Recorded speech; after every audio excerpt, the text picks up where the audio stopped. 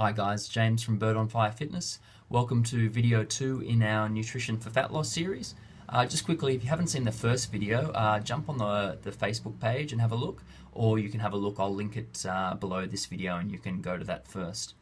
Okay, so following on from our last video where we talked about the importance of food journaling, today we're going to talk about setting nutritional habits. Now, the importance of setting nutritional habits is really key in making sure that your fat loss program is sustainable long term. People seem to get into a lot of issues when they follow rigid diet plans. That's usually because people are trying to implement too many new things at once. Maybe they can commit to it for a week or two if they're really motivated and they've got, something short term coming up like a Christmas party or a holiday or a reunion or something like that. But generally speaking, long term diet plans aren't the best way forward. Well, the other way to do it then is to set nutrition habits. Now, this process may initially take a little bit longer, but remember that you want fat loss to be long term and sustainable. So really, it's going to pay dividends if you follow this slower process. So the idea of setting habits is pretty simple. You're going to look through your food journal. You're going to have a look at a few things that you think might need a bit of work, and I want you just to pick one thing.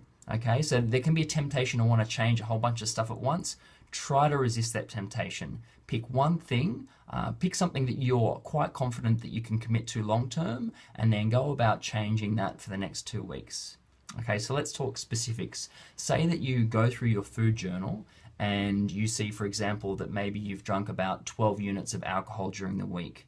Now, you may be tempted just to decide to toss out alcohol altogether. Again, let's remember that we want to keep these steps kind of slow, small, and manageable. Okay, so an example might be for you to look at that 12 units of alcohol and say to yourself, okay, for the next 2 weeks, all I'm going to focus on is cutting that down to 8 units. Now, I need you to kind of think about how realistic that is for you. On a scale of 1 to 10, 1 being impossible and 10 being you are absolutely 100% confident that you can execute that habit, I want you to be a 9 or a 10. Okay, so if you ask your question, can I cut down to 8 units of alcohol? If it's less than a 9 out of 10, make it more realistic. Make it 10 units of alcohol. If you ask yourself the 8 units of alcohol question and there's just hands down you can definitely maintain that habit, then that's the habit you're going to start at and you're going to maintain that for 2 weeks before you even think about adding another habit.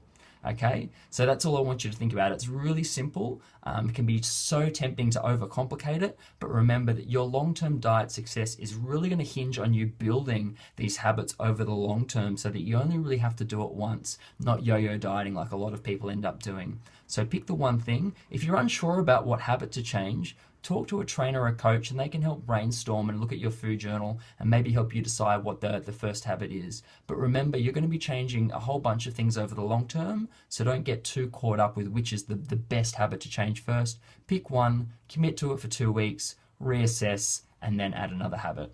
Any questions? Chuck it in the comments below and we'll have a discussion. Thanks, guys.